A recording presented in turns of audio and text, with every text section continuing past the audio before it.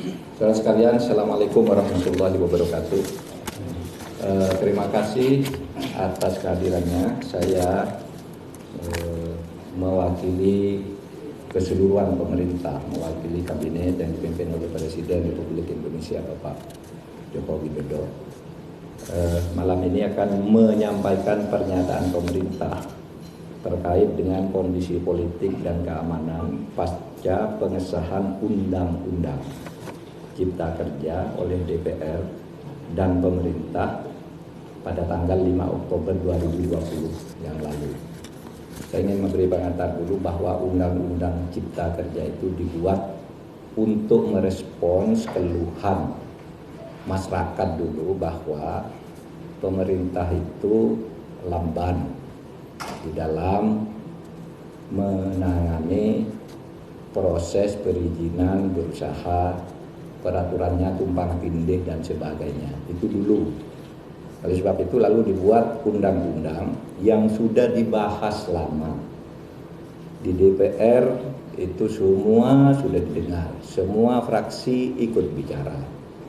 Kemudian pemerintah sudah berbicara dengan semua serikat buruh berkali-kali di kantor ini, kantor Menko Polhukam, dan di kantor Menteri Perekonomian, kemudian pernah di kantor Menteri Tenaga Kerja.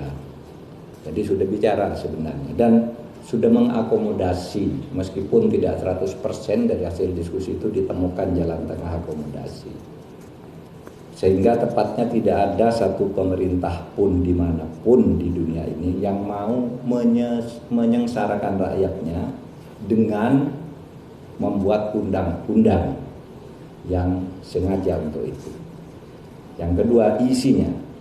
Isi dari Undang-Undang Ciptaker ini pertama untuk mempermudah perizinan bagi usaha sehingga tidak birokratis dan tidak tumpang tindih, mempermudah perizinan siapapun yang mau berusaha dalam negeri maupun luar negeri. Yang kedua, menyediakan peluang untuk menampung tenaga kerja yang jumlahnya setiap tahun itu 3,5 juta. Angkatan kerja kita setiap tahun itu 3,5 juta. Dengan 82% tingkat pendidikannya di bawah SMP, sehingga tidak adaptif sebenarnya, belum siap untuk bekerja di bawah IT ya. Mereka ini pekerja-pekerja yang hanya ijazahnya SMP, SMK ke bawah. Jadi tidak bisa bekerja di padat modal, dia di padat karya yang sebagian besar. Jadi ini yang penting, undang-undang ini bukan hanya untuk buruh yang sekarang banyak berdemo. Ini justru lebih untuk mereka yang belum bisa menjadi buruh, untuk angkatan kerja yang akan datang makin banyak.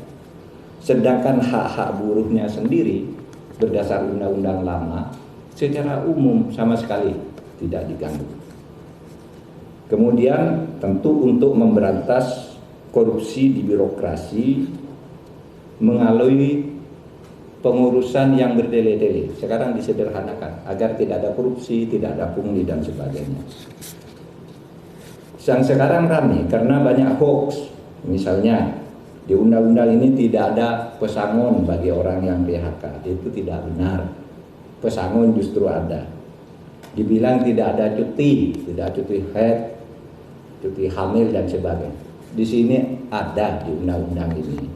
Dibilang mempermudah PHK, itu tidak benar juga. Karena justru sekarang PHK itu harus dibayar kalau belum putus di pengadilan. Oleh sebab itu di undang-undang ini ada jaminan kehilangan pekerjaan. Ini dibilang tidak ada, hoax yang banyak. Bahkan ada yang mengatakan pendidikan dikomersilkan. Ketahuilah bahwa 4 undang-undang pendidikan, 4 undang-undang di bidang pendidikan sudah dicabut dari undang-undang ini karena aspirasi. Sesudah diskusi-diskusi, tolong Pak keluarkan undang-undang, sudah kita keluarkan. Tidak ada di situ ngatur soal dunia pendidikan.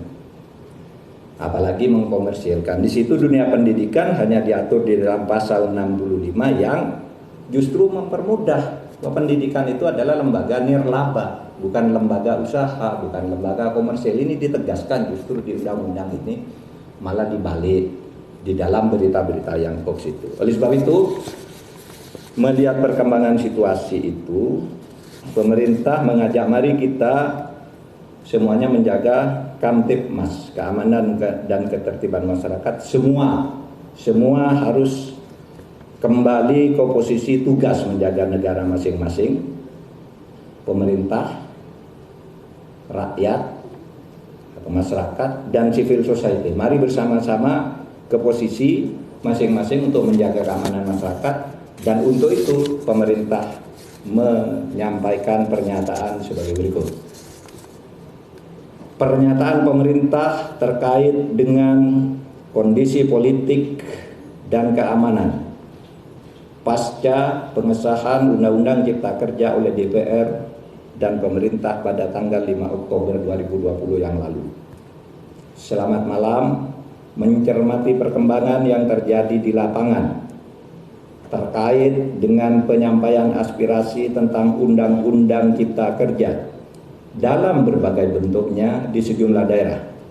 Maka demi ketertiban dan keamanan di tengah-tengah masyarakat, pemerintah menyampaikan hal-hal sebagai berikut. 1. Undang-Undang Cipta Kerja dibentuk justru untuk melaksanakan tugas pemerintah dalam membangun kesejahteraan masyarakat melalui penciptaan lapangan kerja yang semakin banyak, perlindungan terhadap buruh, penyederhanaan birokrasi, dan kemudahan berusaha, serta untuk melakukan pemberantasan korupsi dan pungli, dan pencegahan tindak pidana korupsi lainnya. Yang kedua, pemerintah menghormati kebebasan berpendapat dan menyampaikan aspirasi terkait dengan Undang-Undang Cipta Kerja, sepanjang semua itu dilakukan dengan damai, menghormati hak-hak warga yang lain, dan tidak mengganggu ketertiban umum. Yang ketiga, pemerintah menyayangkan adanya aksi-aksi anarkis yang dilakukan oleh massa di tempat-tempat tertentu dengan merusak fasilitas umum, membakar, melukai petugas, dan juga menjarah. Tindakan itu jelas merupakan tindakan kriminal yang tidak dapat ditolerir dan harus dihentikan. 4. Tindakan merusak bangunan fasilitas umum dan serangan secara fisik terhadap aparat dan warga masyarakat merupakan tindakan yang tidak sensitif atas kondisi yang dialami oleh rakyat yang sedang berjuang melawan pandemi COVID-19 dan juga kondisi ekonomi yang sedang sulit. 5. Untuk itu, demi ketertiban dan keamanan, maka pemerintah akan bersikap tegas atas aksi-aksi anarkis yang justru bertujuan untuk menciptakan kondisi rusuh dan ketakutan di dalam masyarakat. 6. Selain berdemonstrasi dengan tertib dan tidak melanggar hukum, ketidakpuasan atas undang-undang tersebut bisa ditempuh dengan cara yang sesuai dengan konstitusi, yaitu dengan menyalurkannya dalam proses pembuatan peraturan pemerintah, perpres, permen, perkada sebagai delegasi perundang-undangan. Bahkan bisa diajukan melalui mekanisme judicial review atau uji materi maupun uji formal ke Mahkamah Konstitusi. 7. Sekali lagi, pemerintah akan bersikap tegas dan melakukan proses hukum terhadap semua pelaku dan aktor yang menunggangi atas aksi-aksi anarkis yang sudah berbentuk tindakan kriminal.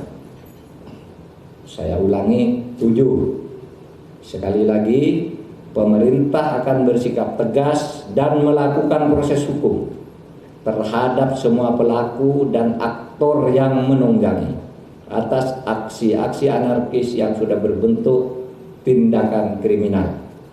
Ditandatangani oleh Muhammad Mahfud MD selaku Menko Polhukam, Muhammad Tito Karnavian selaku Menteri Dalam Negeri, Budi Gunawan selaku Kepala Badan Intelijen Negara, Marskal TNI Hadi Cahyanto selaku Panglima TNI, dan Jenderal Polisi Idham Aziz sebagai Kepala Kepolisian Republik Indonesia. Demikian, terima kasih. Assalamualaikum warahmatullahi wabarakatuh.